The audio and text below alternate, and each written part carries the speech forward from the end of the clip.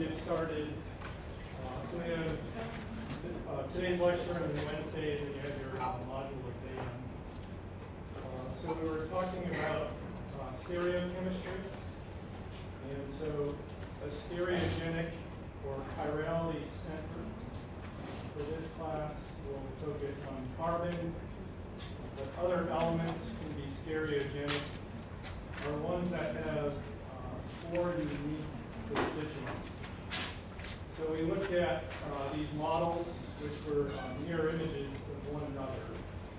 So by that, you can overlap any two of the substituents, but you'll find that the other two are sort of opposite in space. So one stereogenic center gives rise to two stereoisomers. And then we assigned the name of those as either R or S using the CIP priority rules. So these two molecules that are mirror images have identical physical and chemical properties. The only thing that differentiates them is the polarimetry experiment. And so you've done that in lab where you take a sample and you run the plane polarized light through it.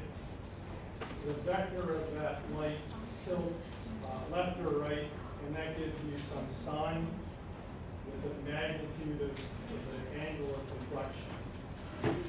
So that's really the only means of spectroscopy that will differentiate.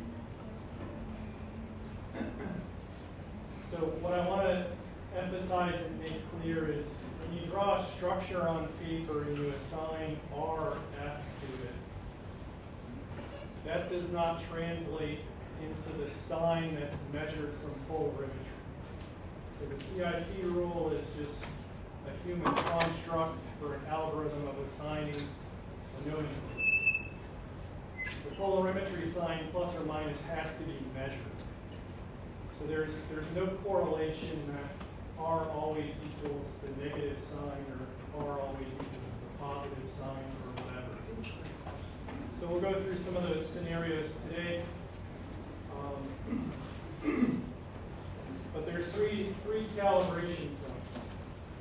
If you have a pure enantiomer, that's either plus or minus, whatever it is, plus the magnitude, say it's negative 100. The other enantiomer has to be positive 100. So those are pure enantiomers. If you have a 1-to-1 mixture of them, that's called a racemic mixture. And the polarimetry measurement will be 0. So those are the three sort of standards we have. So anywhere from 0 to the pure positive enantiomer, 0 to the pure negative, there's an excess of one of those enantiomers. So we're going to go over that nomenclature and what does that mean. It's a smidge confusing in how it's recorded, but we'll look at a table that lists out a couple different numbers so we can understand how that's recorded.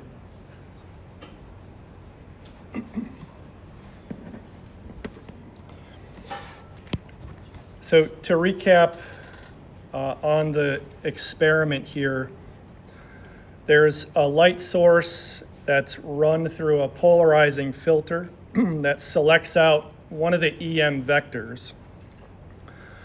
And so it's set to a standard sort of angle. Then your sample is in the tube. And as the light goes through it, it's going to tilt clockwise or counterclockwise to some angle from where it started. And then when it comes out, it's measured by some other piece of equipment here in terms of the direction and magnitude. So enantiomers will have opposite signs, but the magnitude will be equal. If you have a 1-to-1 mixture, the light that comes in is the same as the light comes out. It's 0. The polarimetry equation is reported as specific rotation. So it's basically just a way to standardize things according to the experimental conditions. So alpha is your observed rotation, and then it's normalized according to the concentration and then the path length. Typically the concentration, you'll make the sample about 1 gram per milliliter, and then the path length is usually 1 decimeter. So T is temperature, and then lambda is the wavelength. And so notice the difference between this alpha and that one that has the square brackets. That's just mean you've applied all these variables to it. So if the sign is positive, that means there's been a clockwise rotation, and the term that's used is dextrorotatory, and then it's given this abbreviation small d. Counterclockwise is negative, or left rotation. That's called levorotatory, and small l. So again, there's no correlation between the R and S nomenclature and plus and minus. So this is, you can determine that, and then that's measured. So the old-timey literature uses this nomenclature, the small d, small l. We're going to see another stereochemical descriptor that's big D, big L, related to another way of looking at compounds.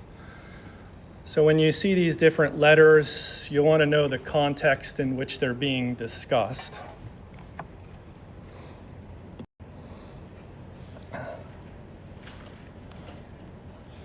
So I said our 3 points to remember here.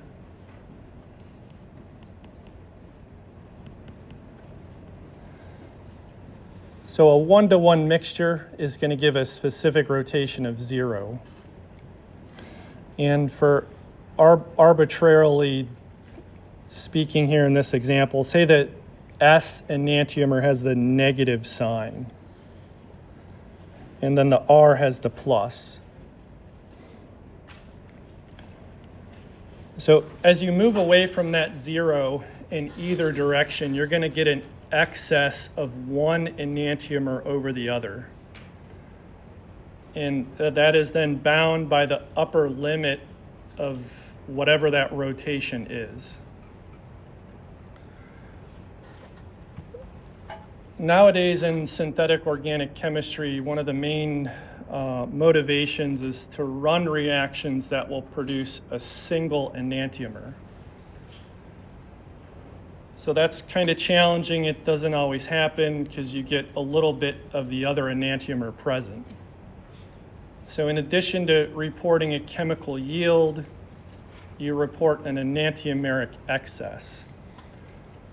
And historically, using polarimetry, that was reported from this equation here.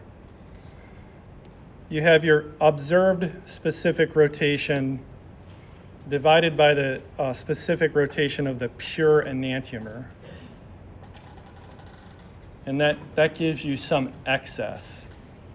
What is difficult about this method is how do you know that you have the absolute standard value for a pure enantiomer? So that's not an easy thing to have confidence in. Most of the time, you can isolate things from plants, and we know that they're pure in some form, and so you get, this list of measurements with an error bar, and we can say, well, this molecule with this stereocenter has this value, and so we're kind of near that. So there's some slop in these measurements is what I'm trying to say, because the denominator is always in doubt a little bit. But that's the historical way. Nowadays, this measurement is done differently with analytical technique that gives greater accuracy and precision. And so that equation then translates a couple different ways as shown on this slide. So percent EE can also be equivalent to the moles of one enantiomer minus the moles of the other divided by the total.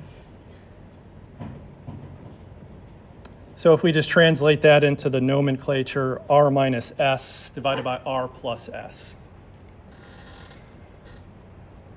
And so where do we get the numbers to actually put in there? Nowadays, this instrument called HPLC, high performance liquid chromatography, is used. And so, have you done thin layer chromatography in lab? Yes. Okay, so you spot a sample on the plate, you elute it with some solvent, and just for argument's sake here, say you visualize two spots. And so if you had a way of quantifying, the total amount of stuff in those spots with whatever unit, you could then plug it into here, and that would give you the output of this equation. So HPLC is just a fancy way of doing TLC, and it's based on detecting the area under the curve. So if you take analytical chemistry, you'll see that AUC a lot. And you're basically measuring the absorbance. So the compounds go through a solid phase, they're separated, and then they're detected, and you measure the area under that curve. And so essentially, you're putting the areas in here. So as we move away from a racemic mixture, either towards the plus or the minus enantiomer, we need to define what is the exact ratio, because it's no longer 0, it's no longer 100% of either one.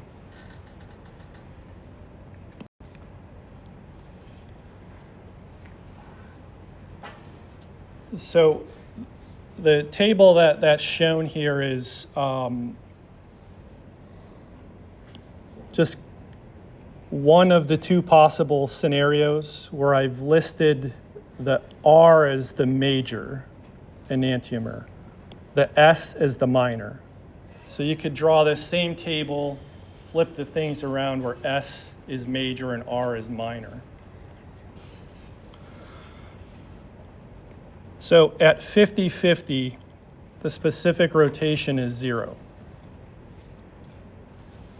And then down here are the scenarios with the sign. So in one scenario, if the R enantiomer was the dextrorotatory or positive, that would mean the S enantiomer has to be levorotatory or negative. So the other possibility is if R is minus, then S has to be plus. But either way, if you're moving away from that one-to-one mixture, you're sort of increasing towards the pure enantiomer, which means there has to be less of the other one.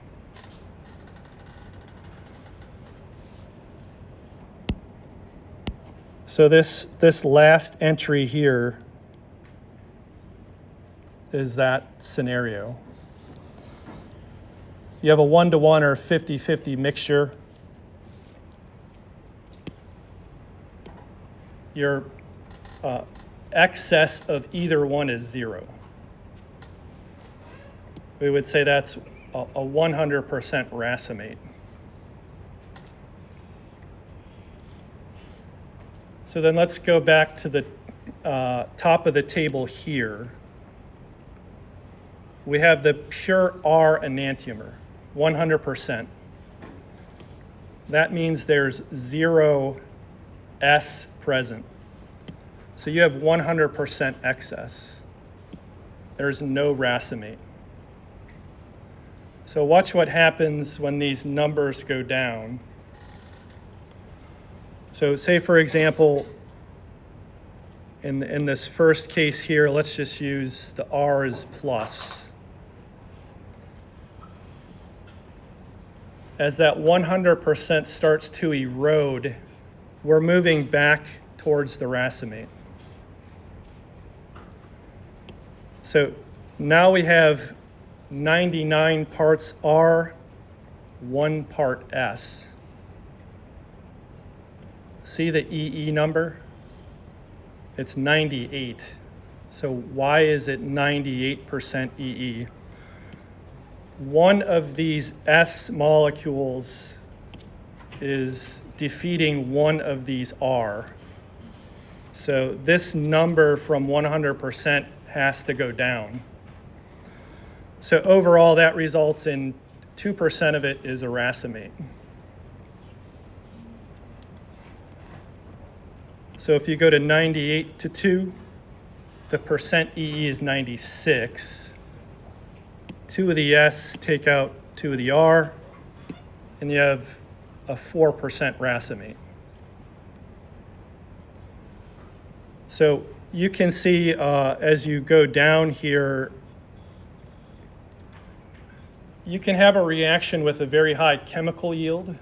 That means the product is, say, formed in 100%. But the stereochemical analysis, you see it erodes pretty quick. The more of that minor enantiomer you have in there. So the kind of gold standard for research is this threshold right here. So 99 to 1. So if you're researching reactions that induce asymmetry and then you get a yield or a stereochemical EE that's lower than that, there's going to be some criticism about, the design of the reaction, because the state of the art is this or above. So when we get to 95.5, you can see that it's 90% EE, 10% racemate, and then it gets worse from there. So in a 3 to 1, now you're at 50% EE. So 50% of it is a racemate. And when I look at this table, this is kind of the area that I start to get a little confused on, because ultimately you have to stop at 50-50. But remember, 50-50 is the 1-to-1 mixture. If you have 50% EE, that means there's 50% of the racemate. So just make sure that when you're thinking through that, it's clear in your mind. So when you look at problems, you find the sort of standard. So whatever the data is telling you, if the R enantiomer is plus, there'll be some value here again reported for the magnitude of the optical rotation. But if you're trying to find, what are these ratios, you have to use some logic in the sense that if you're given a sample that still has a plus sign, if you're in this region, R still has to be the more present. If the sign flips over to there, then you can say it's more of the other enantiomer. And then the bottom thing is the other way with the signs. So there's some logic that you have to put into play when you're examining these sort of samples to understand, is it the R or is it the S? And then what is the ratio between them?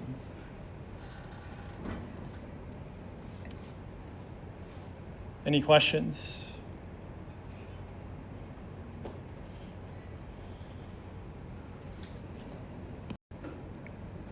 So why is this important? So I'm going to make the assumption that everyone here has seen a doctor at some point in their lives, and you've gotten a prescription for a drug. So a lot of drugs have a stereogenic center.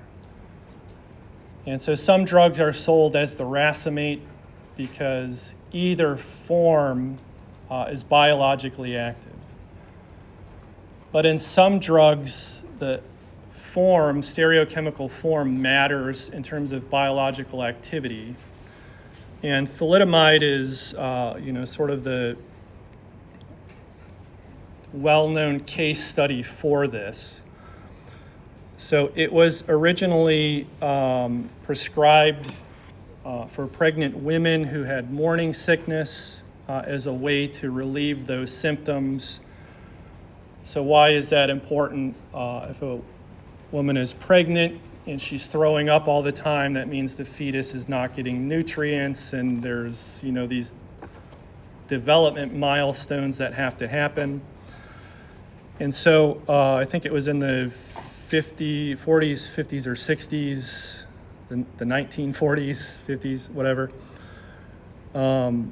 This was prescribed, and then it was found that babies were being born with this malformity of the limbs. And so thalidomide was found to be a teratogen. And so that's defined as something that causes malformation in the embryo. The symptoms or outcome of that is called phocomelia, and it specifically during the development or maturation of the fetus happens within like day 27, 28, or 29, so it's been pinpointed to that time frame. So it happened pretty early on where this molecule affected how the cells divide and all that stuff. And eventually it was found that the enantiomer that was doing this was the S enantiomer.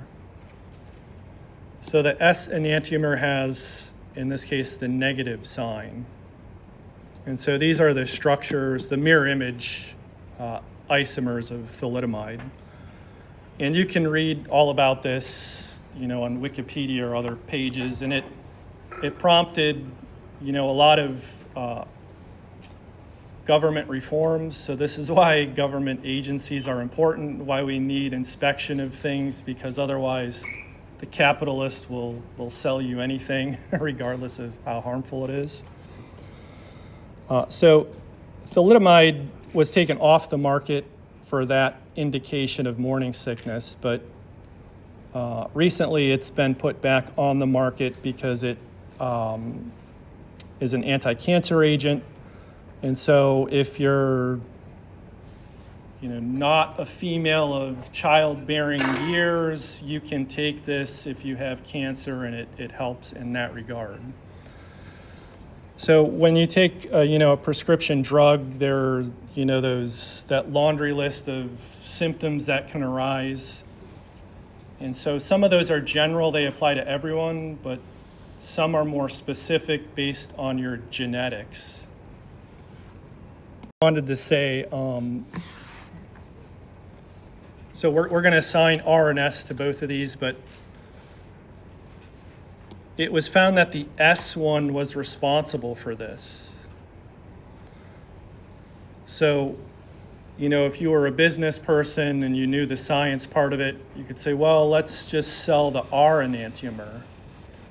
Well, that doesn't work either, because under physiological conditions, the pure R enantiomer will get metabolized to form a racemic mixture.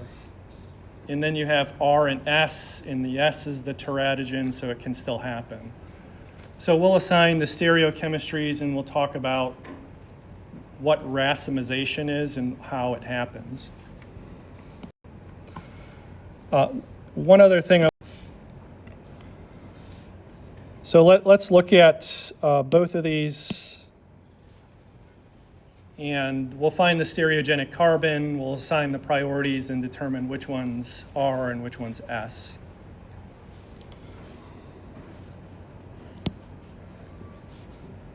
So in terms of problem solving, you're finding some place to start. Let's just start here. And you kind of walk along the backbone, and you're performing that test. Is this a stereogenic center, meaning does the carbon have 4 different things?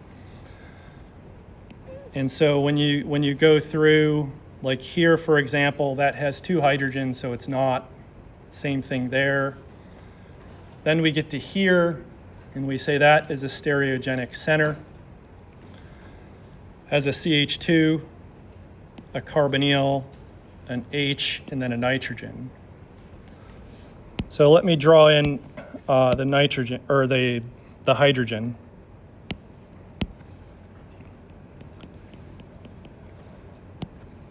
Because that bond is bolded, that means the hydrogen's going back.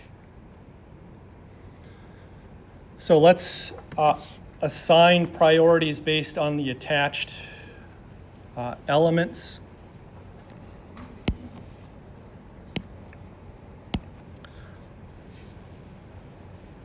We have a hydrogen, carbon, carbon, and a nitrogen. So hydrogen's going to be the lowest priority based on atomic number. So let's just give that a 4. And our periodic table,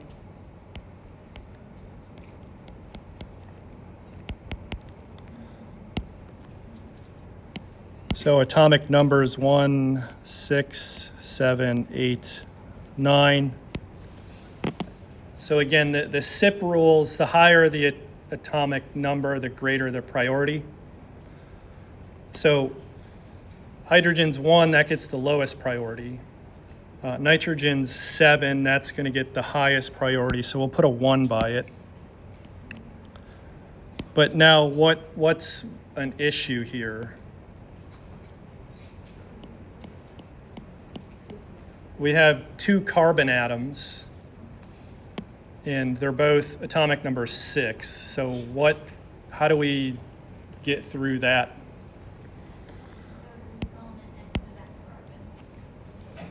Say it again. We go to the element next to that carbon to see how that one interferes. So we have carbon, carbon. We can go to the next elements, but one thing I want to sort of expand further on that, we're going to look at all of them, all 3 things bonded to that carbon. Because sometimes when you go out, and you go out again, you still end up with the same situation. So on this one, we have a carbon and 2 hydrogens. So let's just write those numbers down. So we have a carbon, a 6, 2 hydrogens, 1 and 1. The reason I wanted to expand upon this, you see that double bond? How do we count the double bond? You're going to count that as 2 oxygens. So 1 and then 2. And then we have the nitrogen. So we have 2 oxygens, 8 and 8. Then the nitrogen, 7. So even though these were both originally 6 being equivalent, when we analyzed the 3 substituents bonded to it, we're now able to assign a priority. So this one's going to get higher priority. Because one of the numbers wins, but sometimes you end up with some of the same numbers, you know what I mean? So let's call this 2, and then that's 3. Remember, for the SIP rule, the lowest priority group always has to be facing back. So if that's our hydrogen, we're really only looking at 3 substituents. And then, yeah. So it doesn't matter which way the hydrogen is drawn, like you go to the left, you could have drawn it well, not to the right, but you could have drawn it to the right too. Yeah, it's still going to be back. Okay. Alright, so it doesn't affect rotation of it. Okay. So we have 1, 2, 3. That's going counterclockwise, so that's going to be the S stereochemistry. So if that's S, and presuming that this is drawn as the mirror image, that has to be R.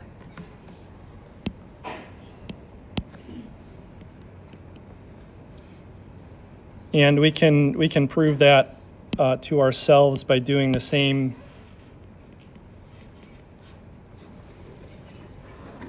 priority assignments. So nitrogen was 1, that carbon was 2, this one was 3, and hydrogen was 4. So in that sense, we're going clockwise. So as long as, things are drawn as the exact mirror image, you'll be able to do that.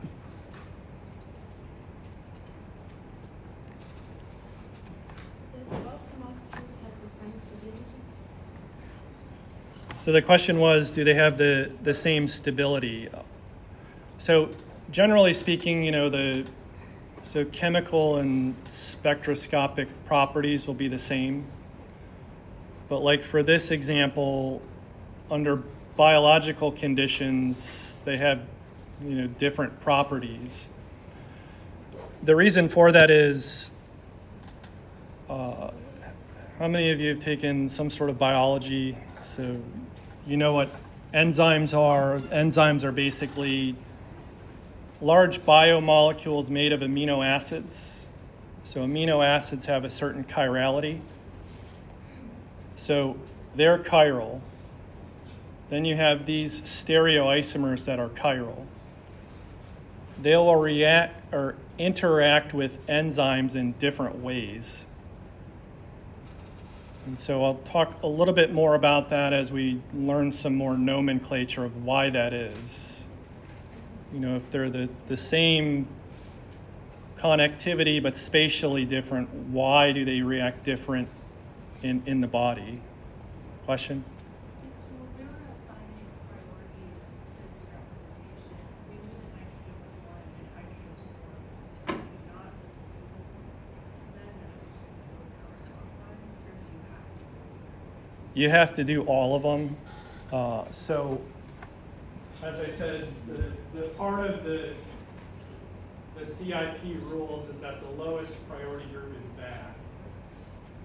Sometimes you're given a drawing where it's forward. The priorities are going to stay the same, but if you're looking at it like this, say you determine it's R, you have to flip it so it's S, because then it's like that. So that's one of the sort of asterisks to the rules.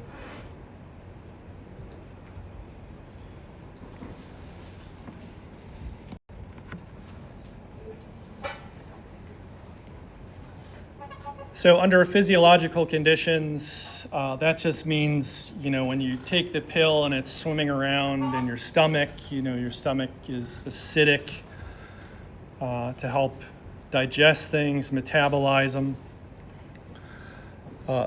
Basically, if you had the pure R enantiomer in the gut, that would racemize. What that means is this pure R thing is going to a 1-to-1 mixture of R and S. And so the question is, knowing what you know, how do you think that happens? I promise you we've talked about something regarding this recently.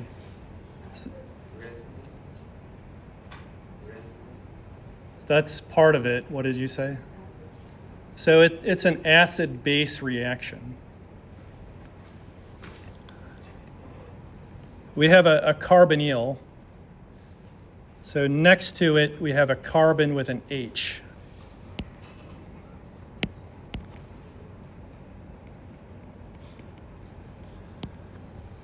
So that carbon we can see it has 1, 2, 3, 4 sigma bonds. And we've learned that sp3 hybridized carbons that are next to carbonyls are more acidic than your average sort of alkane-looking carbon, right? That's more acidic, and so what happens, that will get deprotonated. Could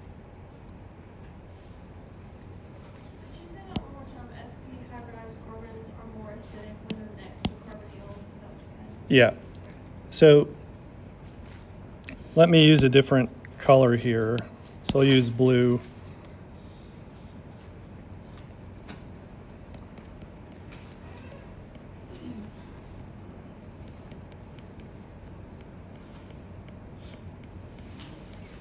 So that alpha carbon is next to a carbonyl. It's sp3 hybridized.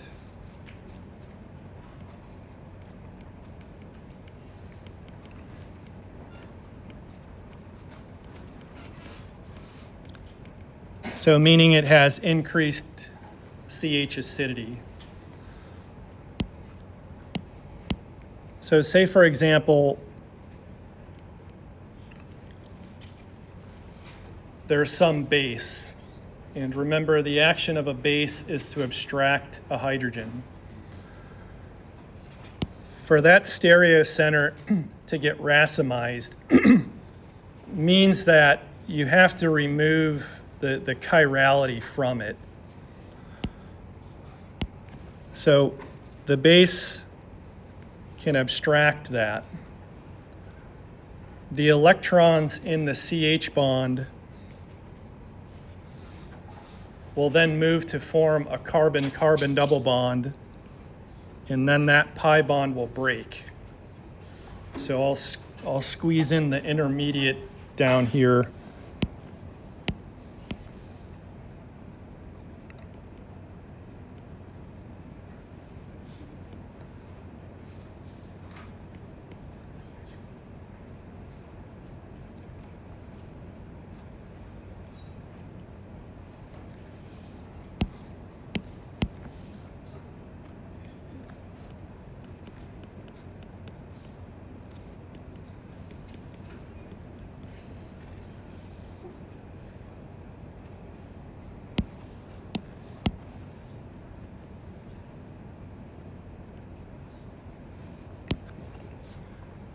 So what happened?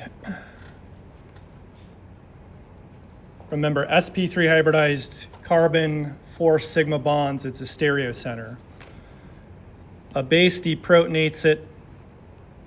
The electrons move, so now you have this double bond, and then this oxygen is negative. So what's the hybridization of this carbon now? So sp2.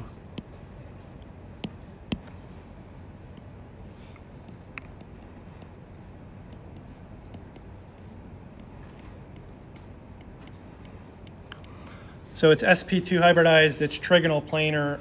It no longer has any stereochemical information. So the double bond, remember, it's composed of 2 overlapping p orbitals. You have a top and a bottom face. So that means that carbon is no longer chiral, it's achiral. For this to racemize,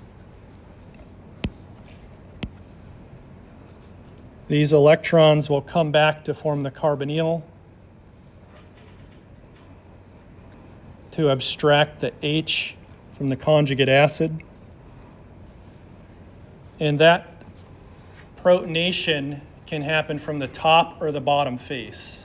And it will happen in a 1-to-1 fashion. So you get that mixture of R and S. There's nothing else in the molecule that will discriminate among whether the protonation happens from the top or the bottom. So since it happens equally, notice I haven't put any wedges or dashes there. I've just drawn the 1-to-1. And so that's why In a business sense, they couldn't get away with using the pure R for morning sickness because it forms that, and half of that is S, which is the teratogen. So let me put a little note to that conversation. This is a special sense because you have an acidic hydrogen. So racemization from a pure enantiomer to the 1-to-1 mixture can only happen if the hydrogen's acidic and will allow that. So for the most part, if you have a carbon with 4 different substituents, one of those is H, but nothing else around it increases the acidity. The stereocenter is set and it's not going to change.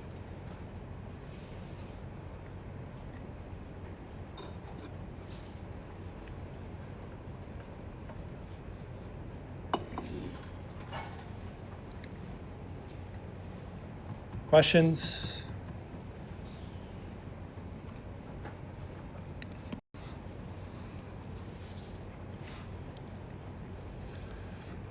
So it says the S enantiomer has a specific rotation of negative, and then there's the magnitude, 62.6. What is the specific rotation of the 1-to-1 mixture? So this one's 0.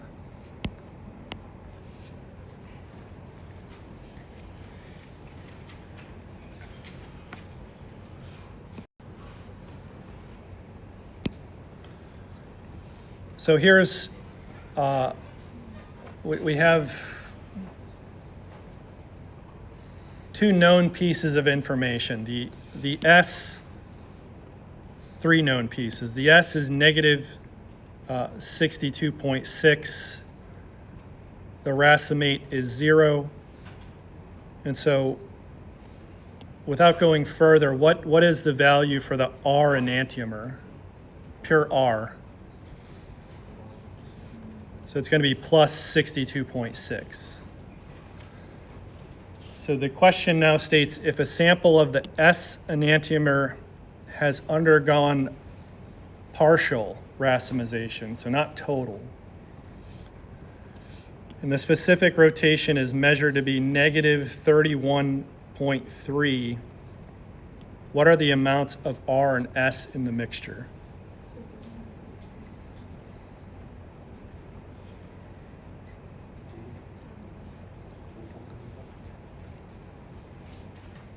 What is it? D? So it's going to be D, 2575. Is that, is my Italian grandmother, capiche? If you take 31.3 divided by 62.6, you get 50, right? So remember, that's the excess. But the total amounts now are 2575. So 25 of that takes out from there, and that's how you get the 50. So it's just ways of looking at these numbers differently.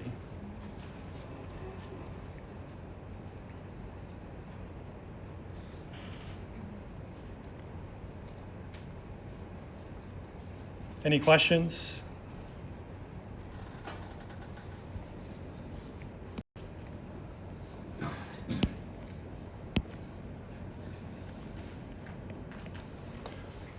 So let's spice it up a little bit, according to Emerald Lagasse here. So let's look at butane as our model system. So how many unique sets of hydrogen does butane have?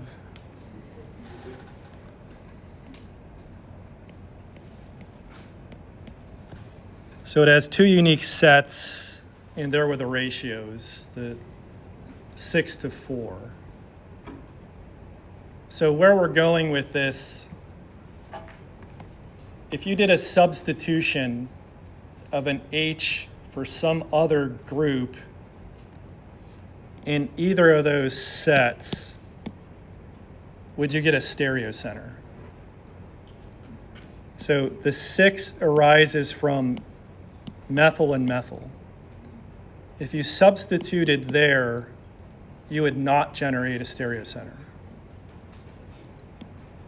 The 4 arrives from these 2 methylenes. If you do substitute, you get a stereocenter.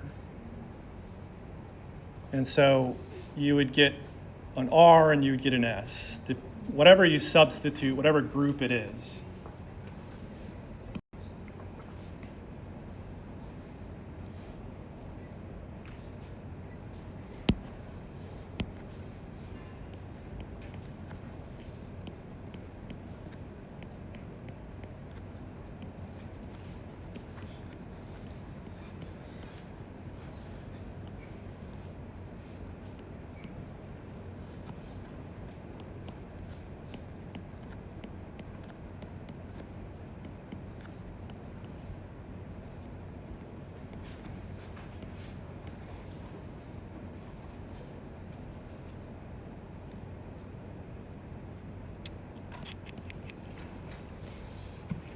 So here is that visualized. So if you substitute from the primaries, which has the ratio of the 6 there, that's not a stereocenter because the carbon still has 2 hydrogens. The secondaries, there's 4 of them. When you substitute, you get a stereocenter. So remember, we're not showing the other H, but you have carbon, H, the X group, and then this ethyl group. When things are drawn with just this line, sometimes you'll just see an asterisk by the carbon.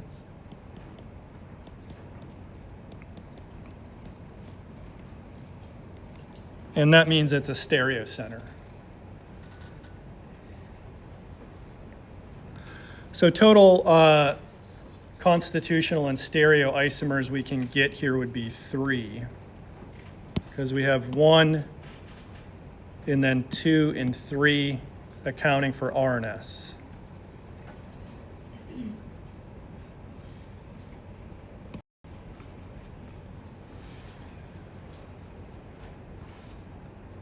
So here are the 2 enantiomers shown from that substitution. So remember, the wedge is coming out towards you, the dash is going away. And how would we assign the SIP designator? What do you think the correct answer is?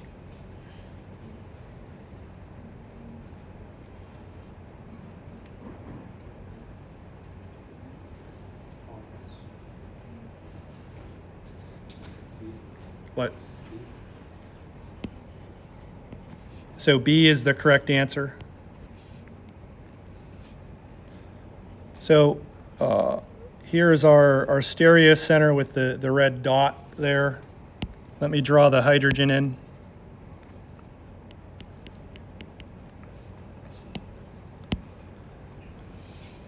So of the 4 unique substituents, right away bromine's going to get priority 1.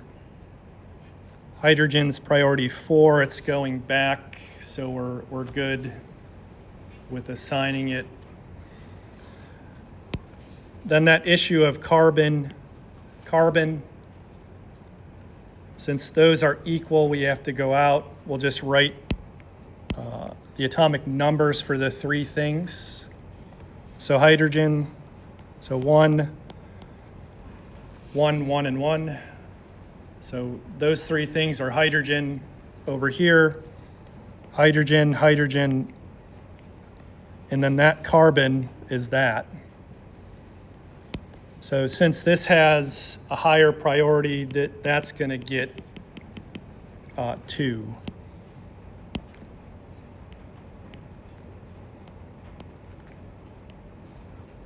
And so since we're going clockwise, that one is R.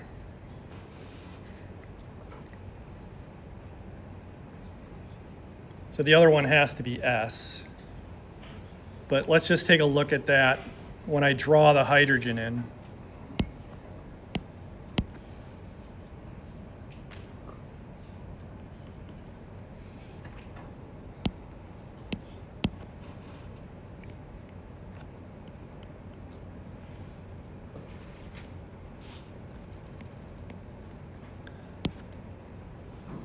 So notice now you're still going in the same direction, right? It's still going clockwise.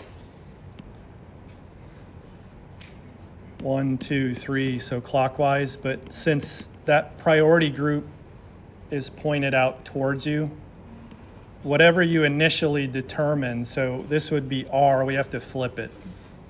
So it would be S. Just based on the way the rules are written.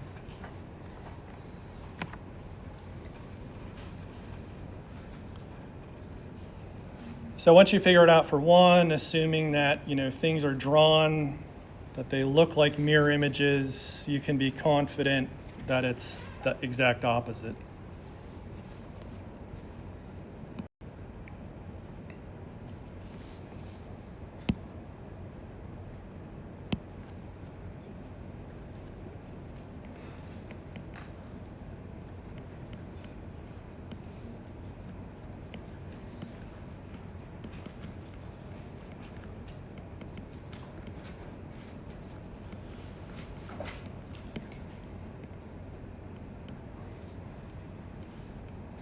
So one stereogenic center gives rise to two stereoisomers, R or S. But what if we have two stereo centers? How many total stereoisomers will there be?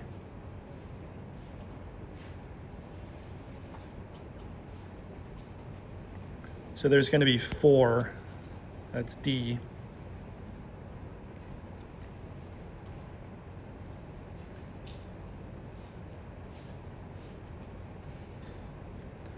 So what do you think if we continue for 3?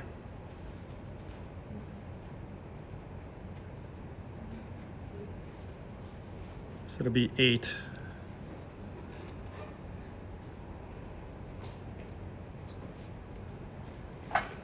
So this will obey a trend we'll see in the next couple slides here, but it gives you an idea of the complexity of any sort of drug type molecule. The more of these stereocenters you put into a molecule, the harder it is to make. So if something's difficult to make, it's more expensive. And that's one of the reasons why prescription drugs cost a lot. It's not just pure cutthroat capitalism and for profit. The reactions to make them are very complex. And if you're setting stereo centers, they pretty much have to be perfect. You can't have that erosion.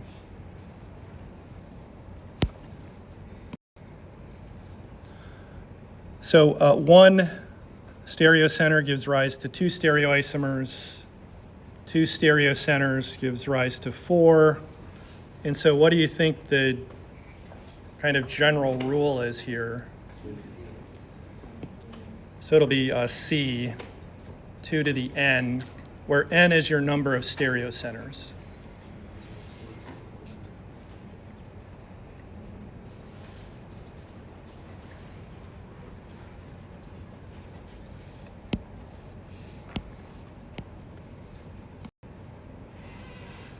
So here's a table that lists, the first couple scenarios here. And again, I'm using these words interchangeably: stereogenic center, chirality center.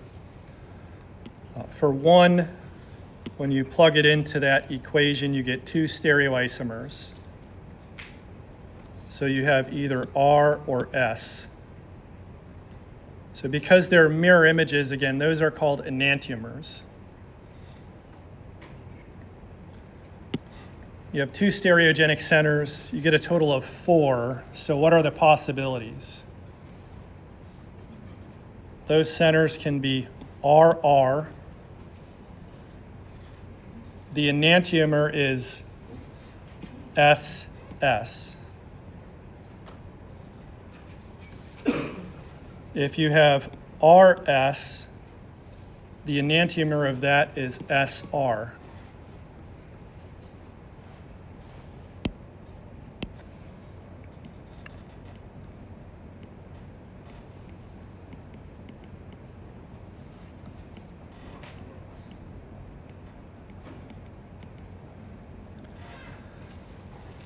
So through the SIP designations, if those things are exactly opposite, then they're enantiomers.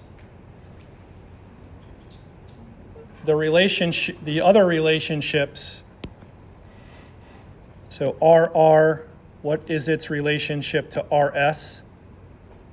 One of these has changed, so they're no longer mirror images. Those are called diastereomers.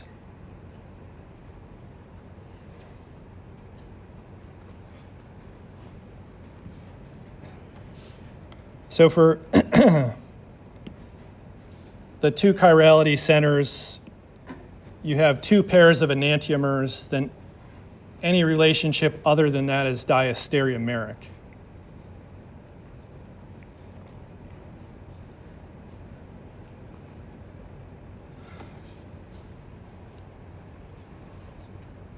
So just to recap, say the RR and SS. They'll have the same chemical and physical properties. The only thing that's differing is the sign and polarimetry. RR-RS is one example of a diastereomeric relationship. They will have different chemical, physical, and spectroscopic properties.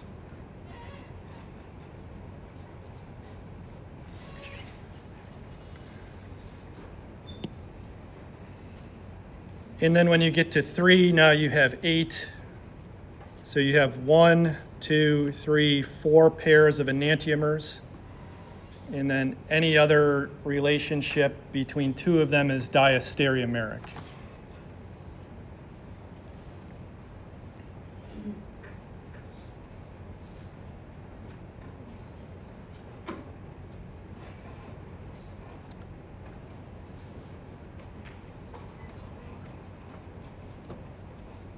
Any questions?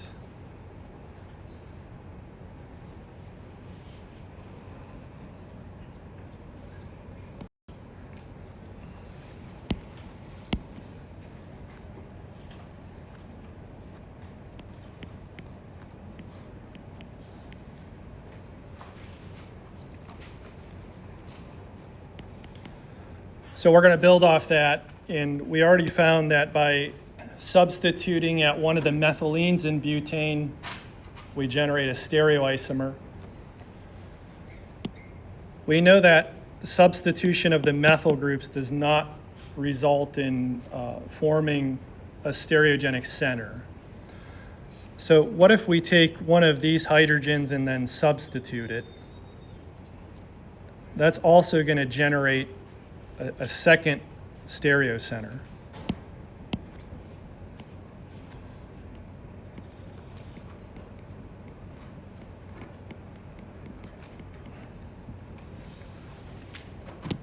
So now we have two stereocenters.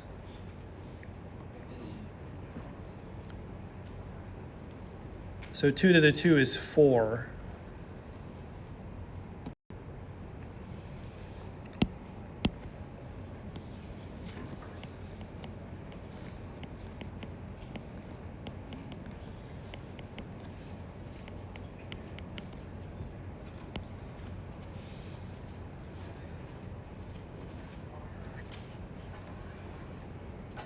So another way to think about that,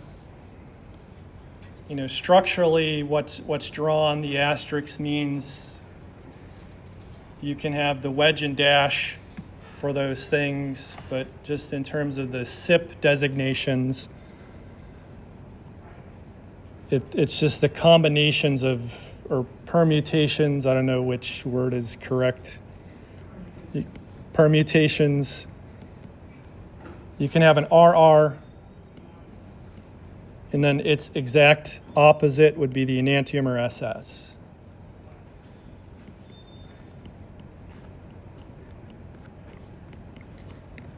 So those are the pairs of enantiomers. And so you have to be fluid in converting the letter permutations into structures that have the wedges and dashes.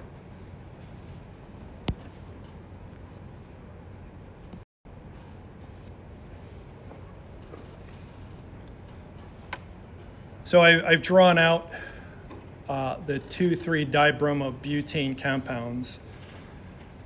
And I'm going to take a sip of Red Bull here, and I want you to look at the slide and see if you notice anything about it.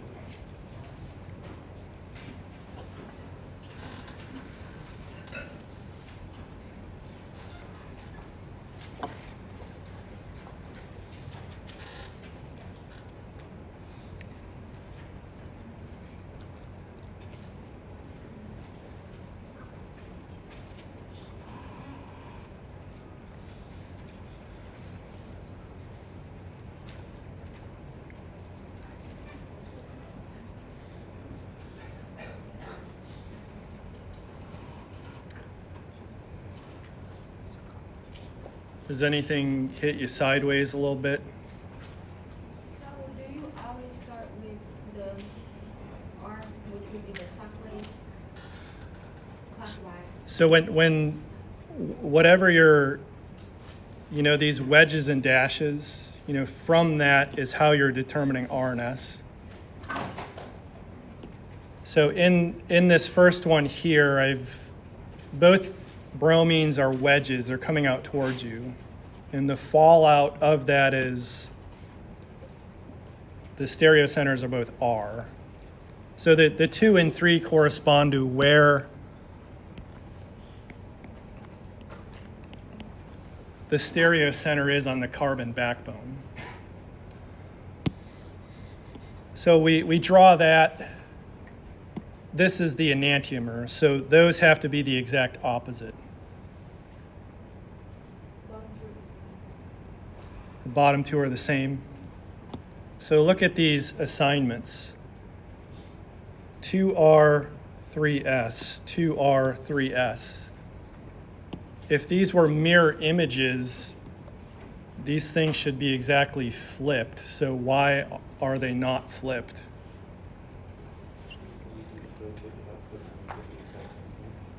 Say it again. You can just rotate them to get the exact same thing without actually flipping the structure. So if we put a dot right here in the middle of that bond, and you imagine an axis extending from that, and you rotate it 180 degrees, you'll end up with that same molecule. But why is that? What makes sort of this situation special? So from the prior table, we said 2 stereogenic centers should give rise to 4 stereoisomers. But in this case, it only gives rise to 3 because these are the same thing. And why are they the same thing? Say it again. I think, yeah, so there's a type of symmetry here that's different than what we've seen before. So before we get into that, what is the relationship between the 2R, 3R and 2R, 3S?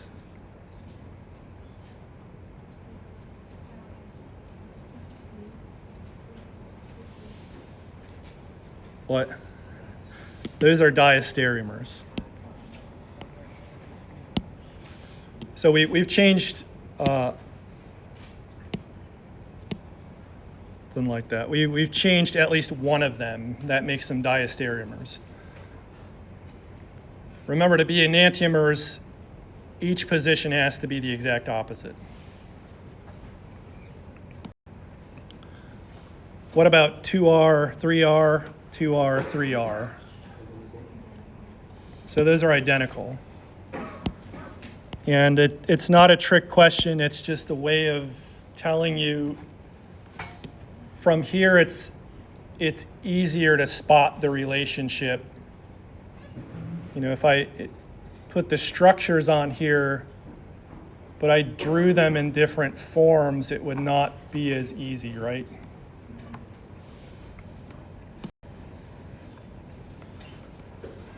So again, why isn't this the case?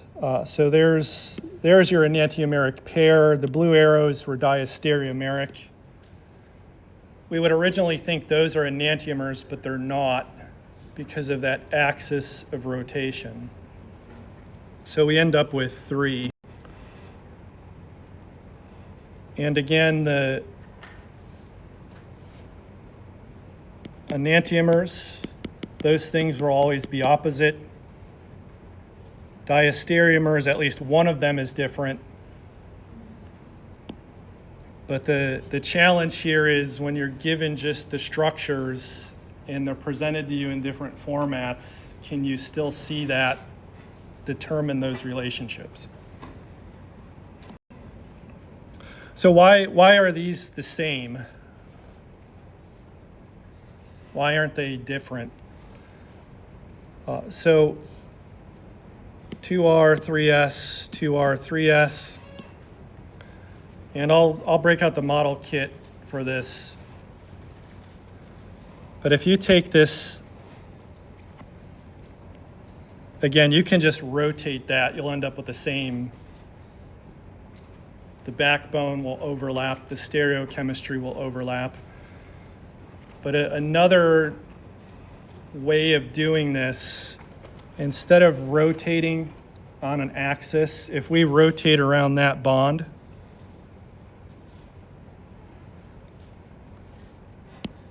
we're going to look at a different conformer. Remember in the Newman projections when we were rotating?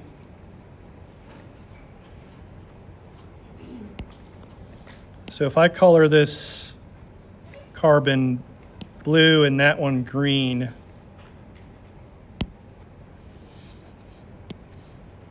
if you are looking down this bond in a Newman projection, what's the relationship between the blue and the green methyl groups? What? Anti, so 180. When you rotate around this bond now,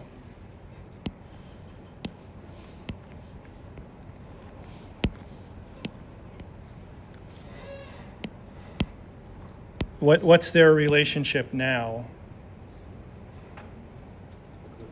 So eclipsed or syn, the dihedral angle is 0. So you can do the same for the other thing, which is the same molecule, but when you look at this conformer of that structure, the element of symmetry that's now present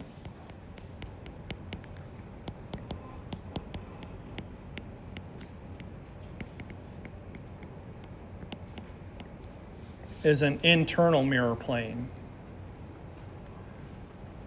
So remember that stereoisomers themselves have like an independent mirror plane that make it R or S. So the mirror plane there is not part of the molecule. But for this type of stereoisomer, the mirror plane is inside the molecule. So everything here mirrors itself.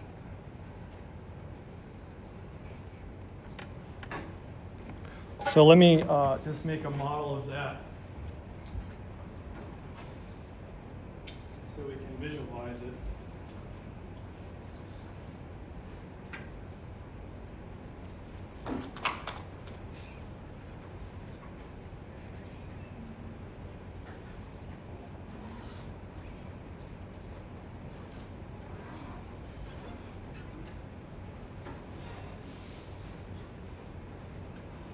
So this is the form of it on the left here. So we have that carbon 2 bromine out towards you, the carbon 3 bromine towards me. And so all I'm doing is rotating this center bond. And so when I do that, here was the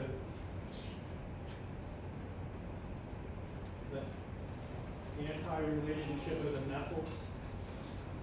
So I'm going to do that rotation so they're syn, now they're eclipsed. And so you can see the mirror plane here. The bromines, the hydrogens, the methyls. So that's an internal mirror plane.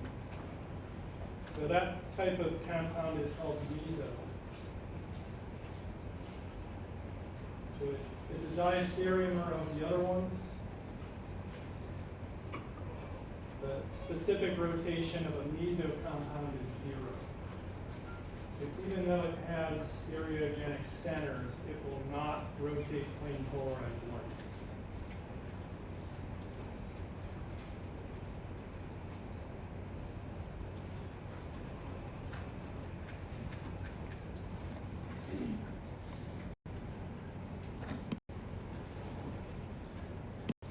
So what I'll briefly do, we won't get through all of this because I don't want to rush it because there's a lot of visualizing.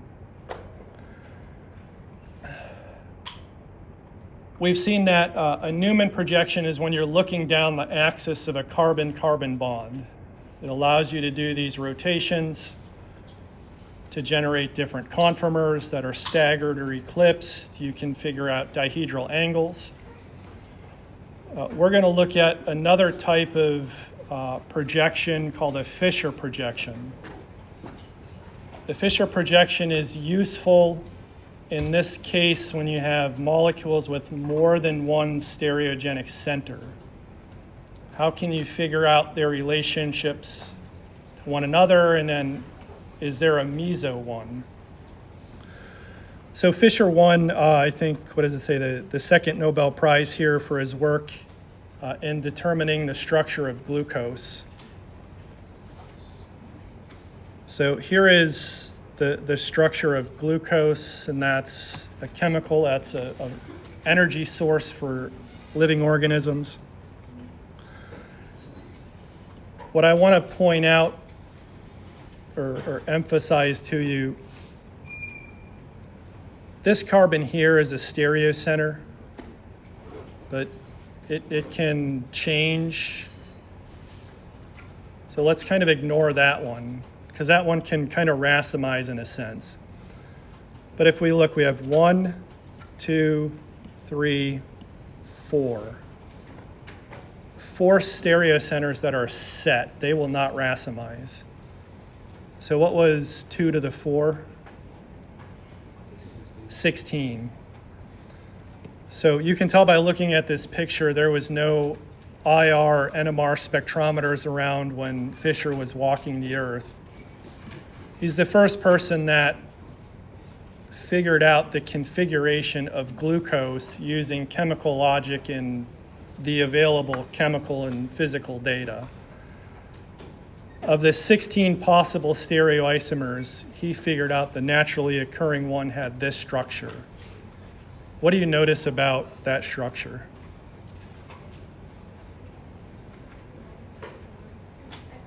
All the substituents are equatorial. That's kind of nice, right? I mean, it fits with the logic of the things we've seen about cyclic alkanes.